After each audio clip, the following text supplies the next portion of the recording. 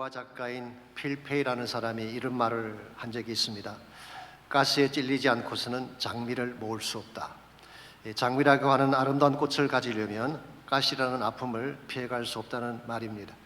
물론 가시 없는 인생을 누구나 원하지만 진정 소중한 것을 이루려면 가시가 주는 아픔도 감수해야 되는 것입니다. 사실은 이것이 우리 모두가 피할 수 없는 인생의 현실이죠. 누구에게나 크고 작은 아픔의 가시는 존재하기 마련입니다. 그러나 단순히 아픔을 피해다니며 사는 삶은 바람직하지가 않습니다. 오히려 그 아픔을 넘어갈 수 있는 비결을 배워야지 우리 인생이 더 건강하고 아름답게 하나님 앞에 올려드릴 수 있는 것입니다. 옛날 중세 때에 인생 사는 것이 힘들고 고통스럽다고 늘 불평을 하는 제자가 한 사람이 있었습니다. 이것을 보다 못한 선생의 제자를 불러서 소금 한 줌을 가져오게 했습니다. 그리고 소금을 물컵에 타서 마시게 했습니다. 그랬더니 얼굴을 찡그리면서 너무 짜다고 힘들어했습니다. 그자 선생은 다시 소금 한 줌을 가져오게 하더니 이번에는 제자를 데리고 맑은 호숫가로 갔습니다. 소금을 호숫물에 넣어서 물을 휘저은 후에 그 호숫물을 한 컵 떠서 제자에게 마시겠습니다. 맛이 어떠냐 그랬더니 시원합니다. 소금 맛이 느껴지냐 그랬더니 제자가 대답하기를 아닙니다. 이 넓은 호수에 던져진 한 줌의 소금이 무슨 맛을 낼 수가 있겠습니까? 그때 선생님이 이렇게 말을 했습니다. 그렇다. 인생의 고통이란 이 소금 맛과 같은 것이다. 짠맛의 정도는 소금을 담는 그릇에 따라 달라지는 거야. 그래서 한마디를 덧붙였습니다. 지금 너가 고통 속에 있다면 컵이 되지 말고 스스로 호수가 되어라. 여러분, 우리가 인생을 살아가면서 주어지게 되는 삶의 고통이라고 하는 것, 아픔의 정도라고 하는 것은 누구에게나 비슷비슷합니다. 문제는 그것을 담는 마음의 그릇입니다. 물컵처럼 작은 마음으로 살게 되면 작은 고통에도 힘들어하고 아파하는 것입니다. 그러나 호수처럼 큰 마음으로 살게 되면 웬만한 고통이 와도 다 넘어설 수 있게 되는 것입니다. 그러므로 우리 마음의 그릇을 날마다 크게 만들어야 됩니다.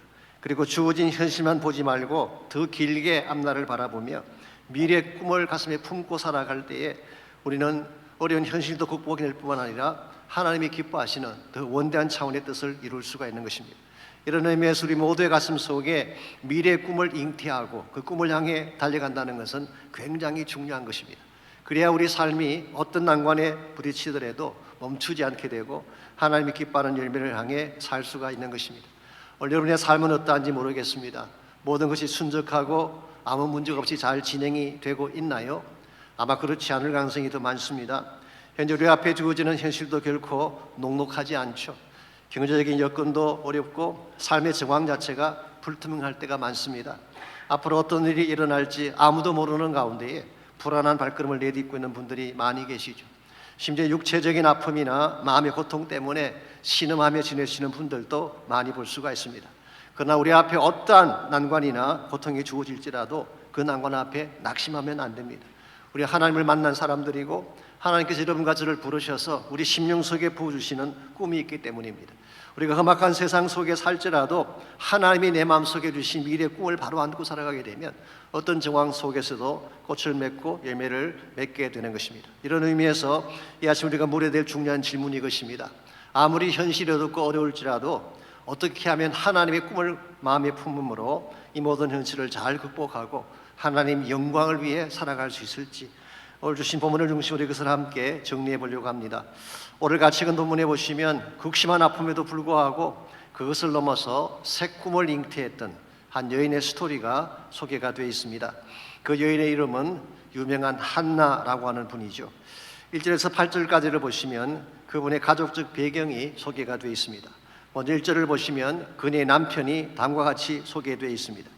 에브라임 산지 라마다임 소빔에 에브라임 사람 엘가나라는 하는 사람이 있었으니 그는 여로함의 아들이요 엘루후의 손자요 도후의 정손이요 수읍의 현손이더라.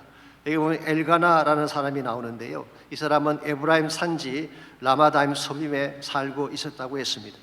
에브라임 산지는 여호수아가 가나안 전쟁 때 가장 먼저 점령한 비옥한 지역이죠. 그래서 에브라임 지파에게 주어진 땅이기도 합니다. 여기에는 실로라고 하는 유명한 성읍이 있었습니다. 이스라엘 백성이 여기에 성막을 세웠기 때문에 사실상 가나안 최초의 성지라고 할 수가 있습니다. 그리고 나서 향후 300년 동안 이 실로가 이스라엘의 정치, 종교, 사회의 중심지가 됩니다. 자, 오늘 본문에 보시면은 이 엘가나를 에브라임 사람이라고 했는데요. 사실 1절에 나열된 족보를 가만히 살펴보면 레위 지파 사람인 것을 알 수가 있습니다. 근데 레위 지파 사람인데 왜 에브라임 사람으로 소개하고 있을까요? 여러분 잘 아시겠지만 가나안 정복 후에 땅을 분배할 때에 레위 지파에게는 분깃을 주지 않았습니다. 그래서 그들은 다른 지파가 사는 여러 지역에 흩어져 살 수밖에 없었죠. 그래서 엘가나의 가정도 원래는 레위 지파이지만 에브라임 지역에 와서 살았고, 에브라임 사람이라고 부른 이유는 에브라임에 사는 사람이다, 그런 뜻으로 기록한 것입니다. 근데 2절 말씀 보니까 이 엘가나에게 2명의 아내가 있었다고 소개합니다. 한 사람의 이름은 한나였고 또 한 사람은 버닌나였습니다. 제가 자주 말씀을 드리지만 성경에서 2라고 하는 숫자는 fatal number, 치명적인 숫자라고 말씀을 드렸어요. 하나님은 한 분이신데 두 분이 계시면 되겠어요? 한 마음으로 주님을 바라보아야지 두 마음으로 주님을 섬길 수가 없습니다. 한 믿음이 우리를 구원하는 것인데 두 가지 믿음을 가져서는 안 되죠. 같은 원리로 한 아내여야지 two wives, it's not good idea. 결단코 바람직한 그런 아이디어가 아니었어요. 그러다 보니 집안에 분란이 일어날 수밖에 없습니다. 더구나 본인나에게는 자식이 있었는데 한나에게는 자식이 없었다고 했어요. 히브리 원문을 보게 되면 자식들 복수로 되어 있기 때문에 아마도 본인나에게는 여러 명의 자녀가 있었던 것 같습니다. 그런데 한나에게는 자식이 하나도 없었어요. 이것 때문에 한나는 엄청난 고통 속에서 나날을 보내게 됐습니다. 왜냐하면 본인나가 날마다 그를 격동시켰기 때문입니다. 6절과 7절을 보시면 자세한 내용이 나와 있습니다.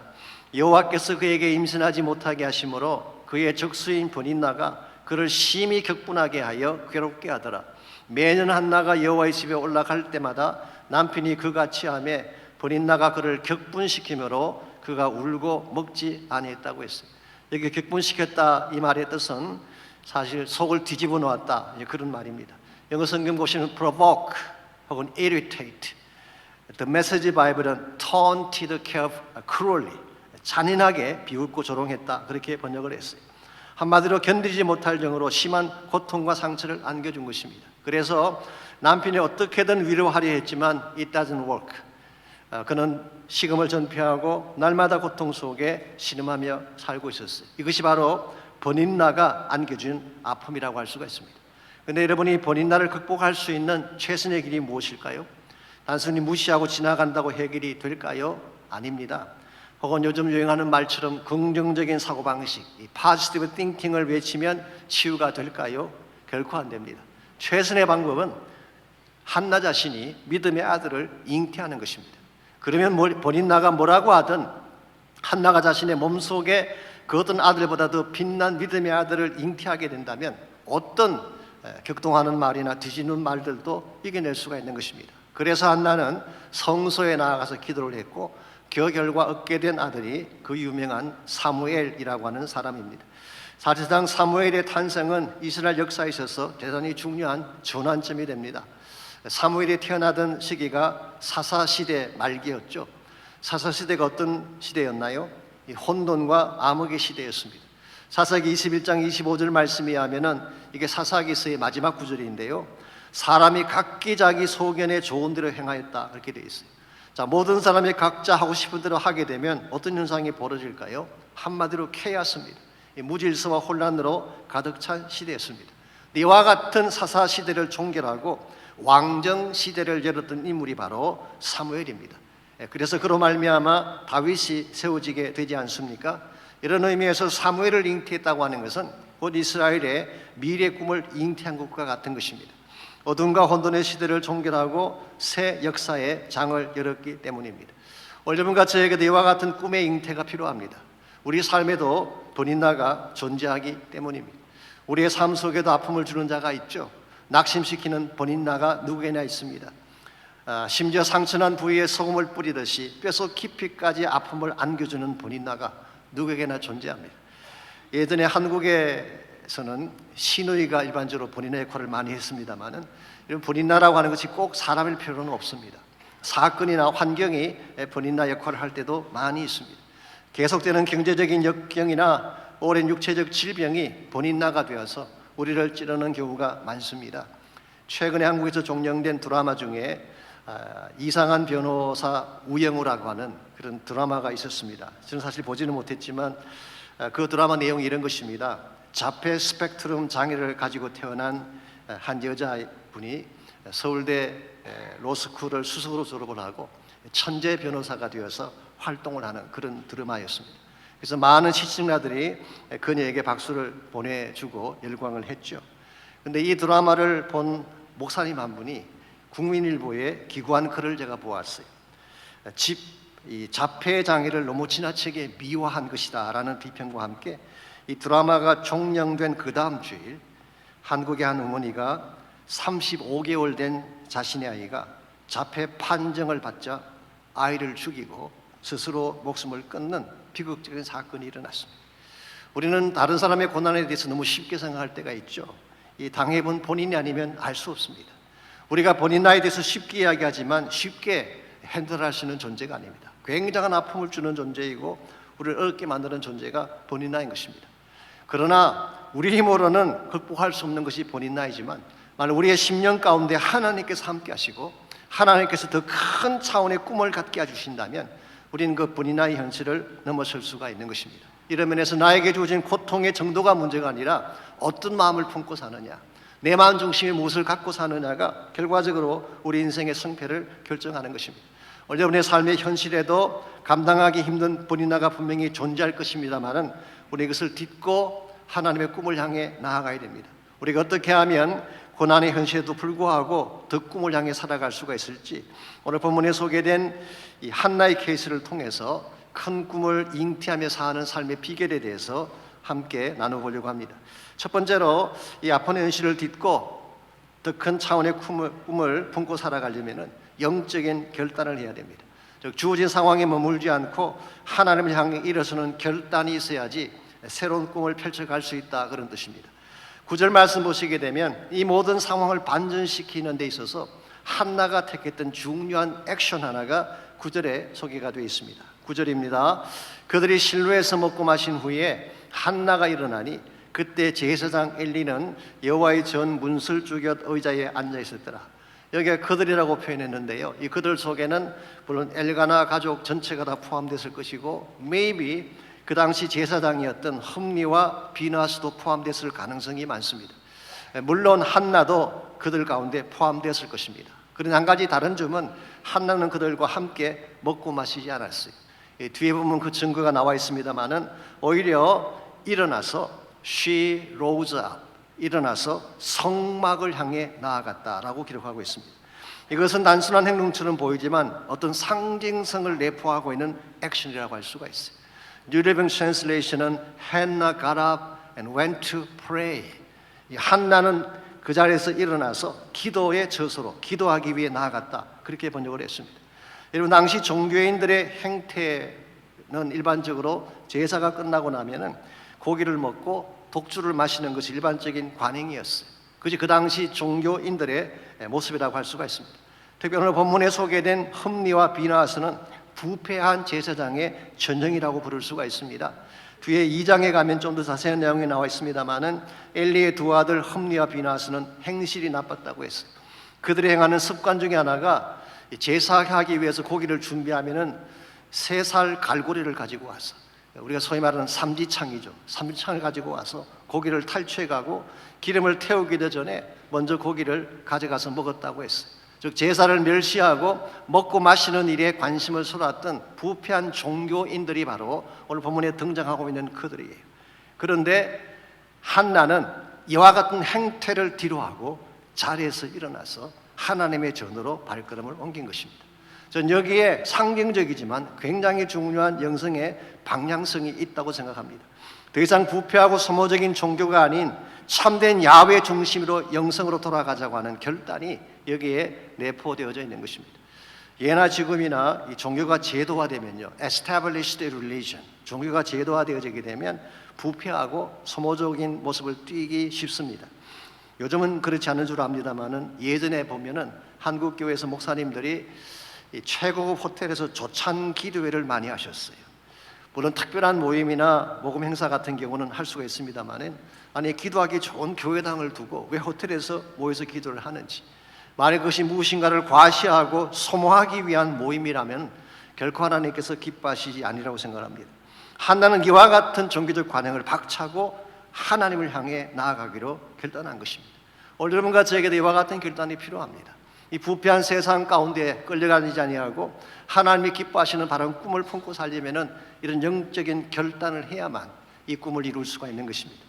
오늘이 사무엘서를 공부하는 첫 시간이기 때문에 제가 사무엘서 전반에 대한 구조를 잠깐만 소개해드리자면요, 아시겠지만 이 히브리 성경 중에 원래 히브리 말로 된 우리 구약 성경을 마소라 성경이라 그러죠. 이 메조레틱 텍스트라고 합니다. 원래는 그 히브리 말로 된 성경이 사무엘서가 한 권이에요. 상하 후별되어 있지 않습니다. 이 마소라 성경이라고 하는 것은 원래 히브리 성경에는 자음만 있고 모음이 없었어요. 그래서 굉장히 성경을 읽기가 쉽지 않았습니다. 그랬는데 마소라 학파라고 부리는 유대인들이 기원 5세기에서 9세기 사이에 모음 부호를 만들어서 달았어요. 그래서 구약을 읽기 쉽게 만든 성경을 우리가 마소라 성경이라고 부르는데요, 이 마소라 성경 자체에는 사무엘서가 한 권입니다. 그런데 이 책을 헬라말로 번역한 70인역에서 상과 하를 구분해 놓은 것입니다. 그래서 영어 성경이 그 패턴을 따라하다 보니까 사무엘상, 사무엘하가 되었습니다마는 사무엘서 전체를 놓고 본다면은 4명의 주인공이 등장하고 있습니다. 그 중에 2명은 제사장이고 또 다른 2명은 왕입니다. 아이러니하게도 이 둘은 구시대와 새시대를 상징하는 것처럼 대칭을 이루고 있습니다. 먼저 저 제사장은 엘리와 사무엘이죠. 엘리 시대에는 말씀이 희귀했습니다. 제사를 멸시하고 영적으로 부패한 시대였기 때문에 블레셋과의 전쟁에서 패배를 하고 법궤를 빼앗기는 수모를 당하게 됐습니다. 그러나 사무엘 시대에는 말씀이 풍성했습니다. 미스바의 기도 모임으로 영적 부흥 운동이 일어났고 동일한 블레셋을 맞이했지만 대성을 거두게 되죠. 이런 의미에서 사무엘의 잉태라고 하는 것은 부패한 종교를 청산하고 하나님 중심의 새 시대를 연 케이스다, 이렇게 볼 수가 있습니다. 그 다음에 2명의 왕이 등장하는데요, 한 사람은 사울이고 또 한 사람은 다윗이었습니다. 사울은 하나님의 뜻이라기보다는 백성들의 요구로 왕이 된 사람이죠. 그래서인지 얼굴도 잘생기고 유능했지만 자기중심적인 탐욕을 추구하다가 비참한 최후를 맞이하게 됩니다. 그러나 다윗은 하나님 마음에 합한 자가 되어서 장차 다윗 왕국을 세우게 되죠. 이 다윗 왕국은 궁극적으로 메시아닉 킹덤을 의미하는 것입니다. 자, 여기에 우리 모두가 선택해야 될 중요한 방향성이 있습니다. 세속적이며 소모적인 영생을 택할 것인가, 아니면 하나님 중심의 영성으로 돌아가서 하나님 나라의 비전을 이루며 살아갈 것인가. 당연히 여러분과 저는 후자를 택해야 할 것입니다. 우리가 세상 좋아하고 세속적 가치를 따라가면서 하나님의 꿈을 이루는 것은 불가능합니다. 이제는 한나가 그렇게 한 것처럼 그 자리를 박차고 일어나서 주의 전으로 나아가야지 우리 삶의 희망이 생기게 되는 것입니다. 오늘 여러분과 제 인생 가운데서도 현실을 넘어가기를 정말 원한다면 세상 따라가지 마십시오. 하나님의 전을 향해 방향을 바꾸시고 주님이 기뻐하시는 일을 선택할 때에 우리가 한 번을 살아도 하나님이 기뻐하는 삶을 살 수가 있어요. 한국 사회는 별로 알려지지 않는 인물이긴 합니다만은 미국의 여성 사회 운동가 중에 프랜시스 윌라드라고 하는 분이 있었어요. 이분에 대한 책도 사실 한국에서 발간이 됐습니다. 두라노에서. 이분은 1839년도에 뉴욕에서 태어난 두뇌가 명석하고 다재다능한 그런 인물이었습니다. 그녀의 나이 35세가 되던 해에 그녀 앞에 2가지 선택이 기다리고 있었어요. 하나는 노스웨스턴 대학이라고 하는 유명한 대학의 학장 자리가 그를 기다리고 있었고, 또 하나는 시카고로 가서 기독교 여성 절제회를 세우는 일이 기다리고 있었습니다. 대학으로 가게 되면 그 당시 연봉으로 2,400불을 받을 수 있는, 요즘은 이것이 큰 돈이 아니지만 1,800년대입니다. 이거 엄청난 금액이죠. 아마 잘 먹고 잘 살 수 있는 그런 일자리라고 할 수가 있습니다. 그런데 여성 절제회를 맡게 되면요, Women's Temperance Union이라고 지금도 존재하는 유명한 단체입니다만은, 여성 절제를 맡게 되면 당장 다음 날부터 먹을 걱정을 해야 되는 무보수의 일자리였습니다. 이 2가지 자리를 놓고 기도하던 중에 이분은 무보수 무일푼의 자리인 여성 절제를 선택하게 됩니다. 이 여성 절제는 금욕주의 운동을 일으키면서 미국 내 사회 운동을 일으켰던 굉장히 중요한 활동의 단체였습니다. 윌라드는 동료 여성들과 함께 힘을 합하여서 인류 역사의 새 페이지를 쓰기 시작했어요. 그 당시에는 여자들에게 참정권이 없었습니다. 그래서 술로 인해서 가정이 파멸로 달려가도 제도적으로 막을 길이 없었어요. 그때 윌라드의 헌신으로 참정권 운동이 시작이 되었고 세계 각국이 호응을 하는 가운데에 1893년도에 뉴질랜드에서 세계 최초로 여성 참정권을 통과시키는 이런 일을 할 수가 있었습니다. 자, 무일푼의 보수자를 택한 윌라드의 선택을 세상적인 관점에서 생각해 본다면 무모하고 어리석어 보이죠. 그러나 그가 선택한 그 결과 온 세계 사람들에게 새로운 꿈을 안겨준 것입니다. 여러분과 저에게도 동일한 선택이 기다리고 있습니다. 세상을 향해 나갈 것이냐, 하나님의 꿈을 향해 나갈 것이냐. 오늘 하나님께서는 바른 영성을 가지고 바른 가치관을 가지고 하나님의 꿈을 이룰 사람들을 기다리고 계세요. 여러분과 제가 그런 존재가 되어서 세속화의 물길에 흘러가지 아니하고 아무리 세상이 악하게 변해져 가도 주의 전을 향해 나갈 수 있는 영적 결단을 내릴 때에 우리를 통해 하나님의 기뻐하는 일들이 이루어지는 것입니다. 두 번째로 우리가 아픈 현실을 딛고 더 큰 꿈을 품고 살려면 깊은 기도가 필요합니다. 우리가 하나님을 향해 방향을 결단하는 것 중요하긴 하지만 방향을 결단한 후에는 반드시 깊은 기도로 하나님께 나가야 되는 것입니다. 왜냐하면 참된 꿈이라고 하는 것은 우리 힘만으로 이룰 수가 없기 때문에 그렇습니다. 그래서 10절에서 15절까지를 보시면 한나가 여호와의 전에 나아가서 했던 기도가 자세하게 소개가 되어 있습니다. 먼저 11절을 보시면 그가 했던 기도의 내용이 나와 있습니다. 11절입니다. 소원하여 이르되 만군의 여호와여 만일 주의 여종의 고통을 돌보시고 나를 기억하사 주의 여종을 잊지 아니하시고 주의 여종에게 아들을 주시면 내가 그의 평생에 그를 여호와께 드리고 삭도를 그의 머리에 대지 아니하겠나이다. 이 기도는 사실 그냥 기도가 아니죠. 소원하는 기도였죠. She made a vow. 이 한나는 하나님 앞에 소원했어요. 이 소원한다는 말은 자신의 전생애와 인격을 걸고 드리는 기도를 말합니다. 자, 기도 내용이 뭐라고요? 아들을 잉태해달라는 기도였어요. 그런데 만일 아들을 주시면 그를 평생 여호와께 드려서 하나님만 섬기게 하겠다고 말합니다. 여기서 특별히 삭도를 대지 않는다고 한 것을 보게 되면 maybe 나시린의 서원일 가능성이 많습니다. 구약에 보면은 나시린의 서약이 두 가지 종류입니다. 평생 나시린이 있고 일정 기간 동안만 나시린이 되는 경우가 있어요. 아마 사무엘의 경우는 평생 나시린이 되는 것을 서원한 것입니다. 한마디로 요약하면 이것입니다. 하나는 자신의 욕구로 아들을 구하는 게 아니에요. 하나님께 드리기 위해서 구한 것입니다. 저는 이것이 바른 기도의 내용이라고 생각합니다. 똑같은 것을 구해도 하나님께 드리기 위해 구할 때에 이게 하나님의 영광이 되는 것입니다. 여러분 사업체를 위해 기도하든 성공을 위해 기도하든 나의 야망을 이루기 위한 것이 아니라 하나님께 드리기 위한 것이 될 때에 하나님의 기뻐하는 열매를 맺을 수가 있는 것입니다. 뿐만 아니라 그 기도의 자세 자체가 대단히 깊었어요. 10절 말씀에 의하면 통곡하며 기도했다고 했고 12절에서는 오래 기도했다고 했어요. 15절에서는 내 심정을 통한 것이라고 했습니다. 아마도 엘리 제사장은 이와 같은 그 한나의 기도 모습 보고 독주를 마셨다고 오해를 했죠. 아마 그 당시 관행이었던 독주를 마시는 관행을 보고 한나도 그런 것이 아닌가라고 지레짐작을 했습니다마는 한나의 대답은 무엇입니까? 아닙니다. 자신의 심정을 토한 것이다. No sir, I am pouring out my heart to the Lord. 내 심령 속에 있는 깊은 것을 하나님께 토해낸 것이다 라고 고백을 했어요. 저는 여기에 응답받는 기도에 비결이 있다고 생각합니다. 근성으로 하는 기도가 아니었어요. 추상적으로 해보는 기도가 아니라 전심을 다 쏟아붓는 기도, 이 기도가 진정한 차원의 응답을 가져오는 것입니다. 이와 같은 기도의 응답으로 한나가 얻게 된 결과가 무엇인가요? 사무엘이라고 하는 멋진 아들을 갖게 됐어요. 사무엘의 이름 뜻이 뭔지 아시죠? 히브리 말로 쉐마라는 말이 듣는다는 뜻입니다. 엘이라고 하는 것은 하나님이란 뜻이죠. 그러므로 사무엘은 God has heard, 하나님이 들으셨다, 그런 뜻이. 하나님이 한나의 기도를 들으시고 잉태케 한 아들이 바로 사무엘이에요. 저는 본인 나가 몇 명의 아들을 두었는지는 모르겠어요. 성경이 말씀하고 있지 않기 때문에. 그런데 본인이 낳았던 아들을 다 합친 것보다 사무엘 한 명의 잉태가 이스라엘 역사 속에 더 큰 축복의 임팩을 안겨주었어요. 여러분, 사무엘은 세 가지 직분, 세 가지 오피스를 한꺼번에 가진 인물입니다. 그는 사사였어요. 마지막 사사였죠. 통치자, 왕적인 신분을 가지고 있습니다. 두 번째가 선지자, prophet.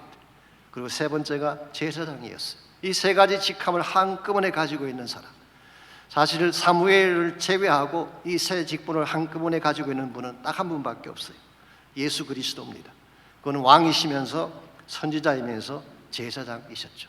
그러므로 하나님이 한나에게 사무엘을 안겨주신 것은 최상의 응답을 주신 것입니다. 여러분과 제가 어두운 현실을 이겨내는 비결이 여기 있습니다. 하나님께 나아가서 전심을 다해 구하게 되면 언제나 최선을 주시는 것입니다. 문제는 구하지 않는 거예요. 구하지 않기 때문에 받지 못하는 거예요. 이건 저의 말이 아니라 야고보 선생의 말입니다. 너희가 얻지 못하면 구하지 않기 때문이다. You not have it because you not ask. 구하지 않는데 어떻게 얻을 수가 있겠어요? 그러므로 아무리 현실이 어둡고 답답할지라도 여호와의 전으로 나가셔서 마음을 토해내며 기도하시기 바랍니다. 그렇게 기도할 때에 하나님은 언제나 최상의 응답을 주시고 여러분의 인생을 아름다운 삶으로 바꾸어 주시는 것입니다. 이와 같이 우리가 어두운 현실을 딛고 새로운 꿈을 향해 살아가기를 원한다면 1차적으로는 영적 결단을 해야 돼요. 환경 따라 살지 마십시오. 세상 따라 살지 말고 하나님을 향해 달려가시기를 바랍니다. 두 번째는 바른 기도를 드려야 됩니다. 이 기도가 모든 막힌 창을 여는 열쇠가 될 것입니다. 세 번째로 우리가 아픈 현실을 딛고 더 큰 꿈을 향해 살려면 바른 확신을 가져야 됩니다. 바른 확신. 17절을 보시게 되면 한나가 가지고 있는 그 모습을 17절과 18절이 잘 묘사해주고 있습니다. 먼저 17절 보시면은 엘리가 대답하여 이르되 평안히 가라. 이스라엘의 하나님이 너가 기도하여 구하는 것을 허락하시기를 원하노라 하니. 여기서 엘리 제사장이 한나가 기도하는 모습을 본 후에 다음과 같이 선포한 것입니다. 평안히 가라. Go in peace. 하나님이 너가 기도한 모든 것을 허락하기를 원하노라. 이건 사실 단순한 위시가 아니라 대제사장의 선포입니다. 비록 엘리가 무능력한 사람이긴 했지만 그 당시 대제사장직을 맡고 있었기 때문에 그의 선포는 바로 하나님의 역사를 가져오게 된 것입니다. 이 말을 들은 한나가 어떻게 반응을 했을까요? 18절입니다. 이르되 당신의 여종이 당신께 은혜 입기를 원하나이다 하고 가서 먹고 얼굴에 다시는 근심빛이 없었다고 했어요. 한나는 이 말을 들은 순간, 엘리를 통해 말을 들은 순간 하나님이 응답하심을 확신하고 다시는 근심하지 않고 기뻐하며 살았다, 그렇듯이 여러분과 저에게도 이와 같은 확신이 필요합니다. 하나님이 주신다고 하셨으면 주시는 거예요. 하나님이 오케이 하시면 어떤 상황이건 오케이인 것입니다. 이걸 확신하지 못하고 기도하면서도 불안해하고 기도하면서도 믿지 않는다면 결코 불행한 상황을 이겨낼 수가 없는 것입니다. 한나는 어디에서 이와 같은 확신을 갖게 됐을까요? 저는 최소한 두 가지 차원에서 이 확신을 가지게 됐다고 생각합니다. 첫 번째는 하나님 말씀을 신뢰했기 때문이에요. 기도하는 중에 분명히 하나님께서 말씀하셨을 거예요. 기도하는 중에 임한 하나님의 말씀을 한나는 믿었어요. 두 번째는 하나님의 선하심을 믿었기 때문에 하나님은 결코 자녀에게 악한 것을 주지 않습니다. 나쁜 것을 주지 않아요. 언제나 최선을 주시는 것입니다. 마태복음 6장이나 누가복음 11장에 보게 되면 예수님께서 친히 하신 말씀 중에 이런 말씀이 있죠. 누가 아들이 생선을 달라 하면 뱀을 주며 떡을 달라고 하면 돌을 줄 자가 있겠느냐. 너희가 악할지라도 좋은 것을 자식에게 줄 알거든. 하물며 너희 하늘 아버지께서 구하는 자에게 무엇을? 좋은 것을 주시지 않겠느냐. 누가복음에서는 성령을 주시지 않겠느냐 그렇게 말씀하셨어요. 정말 여러분과 제가 하나님이 우리의 아버지 되심을 믿는다면 그분이 나에게 무엇을 주시든 최선임을 확인하고 기쁨 속에 살아가야 돼요. 그래야 우리 인생이 바르게 진행이 되는 것입니다. 그저께 저희들이 한 가정 신방을 갔는데요. 그 가정의 장모님이 우리가 늘 기도하는 이영순 권사님이십니다. 우리가 새벽마다 기도하는 권사님이죠. 연세가 참 많으신데도 불구하고 끝까지 키모를 다 받으시고 항암 치료를 잘 마치셨어요. 근데 이분이 신방하는 그 가게에 오셨어요. 함께 예배를 드리고 싶다. 저는 오신 것 자체도 정말 기적이라고 생각하는데요. 오셔서 얼마나 재미있게 이야기를 하시는지 우리 모두가 정말 웃다가 돌아왔습니다. 그분이 그러세요. 자기 배를 보래요. 얼마나 날씬한지. 미스 남가주에 나가도 될 것 같다고 얘기하셨어요. 여러분, 이게 진짜 아무나 할 수 있는 말이 아닙니다. 하나님을 전적으로 신뢰하는 믿음이 아니면 절대 할 수 없는 고백이에요. 저는 그분 속에 살아계신 예수님을 보았어요. 아니 무슨 일을 당할지라도 하나님이 함께 하시면 염려할 것이 없다는 믿음을 제가 보았어요. 아무리 암이라고 하는 대적이 우리를 공격해도 이런 믿음으로 사는 자를 결코 무너뜨릴 수가 없습니다. 그러므로 사랑하는 성도 여러분, 환경이 어둡다고 어둠에 눌려 살면 안 됩니다. 본인 나가 찌른다고 해서 비통한 가운데서 인생을 포기하면 안 됩니다. 하나님이 내 곁에 계셔서 나를 도와주신다면 이길 수 있음을 믿고 살아가야 돼요. 우리 안에는 세상이 가지지 못한 예수님이 계시잖아요. 부활의 능력을 가지신 주님이 계시는데 어떤 분이 나를 공격하든 이기지 못할 경우가 어디 있겠어요. 그러므로 우리 심령 속에 살아계신 예수님을 신뢰하고 그분이 나와 함께 동행하심을 믿고 어떠한 난관이나 어려움이 찾아와도 이것을 믿음으로 극복해내야지 하나님의 기뻐하는 삶을 이루어갈 수가 있는 것입니다. 우리가 살아가는 이 땅에는 언제나 고난과 아픔이 있습니다. 그래서 이 땅을 통과하는 모든 사람들은 눈물 골짜기를 지나가고 있죠. 그러나 아무리 고통의 눈물 골짜기가 힘들어도 그 마음의 시온에 데려가 있는 자는 이것을 넘어갈 수 있다고 시편주자는 고백을 했어요. 그곳에 하나님께서 샘물을 나게 하시며 아름다운 비를 쏟아부어 주셔서 그 척박한 땅이 꽃이 피고 열매가 맺히는 곳으로 만들어 주실 것이기 때문에, 그러면 우리에게 주어진 현실이 아무리 힘들고 어려워도 거기서 멈추면 안 됩니다. 이 눈물 골짜기 뒤에 하나님이 준비해 놓으신 빛난 열매가 있다는 것을 믿고 그 영광을 향해 나아가야지 여러분과 제가 하나님이 기뻐하시는 아름다운 열매를 향해 살 수가 있는 것입니다. 싱가포르에 가시게 되면 해가이 인스티튜트라고 하는 유명한 기관이 있습니다. 이것은 존 에드먼드 해가이라는 목사님이 오래전에 세우신 기관인데요. 그 기관은 아시아에 있는 사람들, 또 아프리카, 라틴 아메리카에 있는 자들을 위한 그 일종의 훈련 기관이라고 할 수가 있습니다. 이 존 해가이 목사님에게 아들이 있었는데 태어날 때부터 내성마비로 태어나서 전신마비로 성장을 했습니다.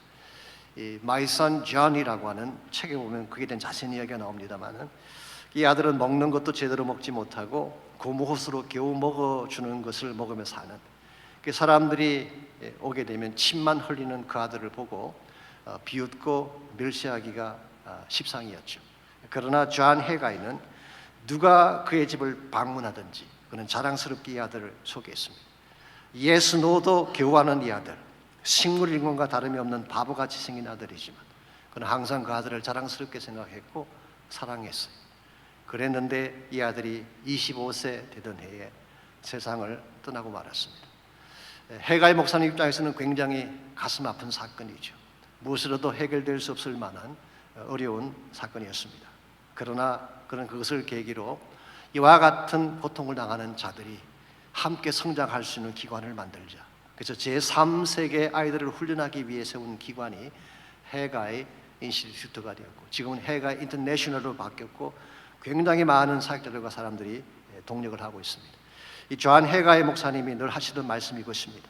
우리 아들의 삶은 결단코 헛되지 않았습니다. 그가 걸어간 눈물 골짜기를 통하여서 더 많은 아이들이 축복의 길을 걸어갈 수 있게 된다면 저에게는 더 이상 바랄 것이 없습니다. 얼마나 위대한 신앙적 고백입니까? 여러분, 이 땅에는 눈물 골짜기를 통과하는 인생이 많습니다. 여러분 가운데도 눈물 골짜기를 통과하면서 힘들어하는 분들이 계실지 모르겠어요. 그러나 여러분 혼자 걷지 마십시오. 주님이 함께 가신다면, 주님이 나의 편이 되셔서 나를 도와주신다면 어떤 눈물 골짜기에도 머자나 열매가 맺히고 웃음소리가 넘쳐나게 될 줄 믿습니다.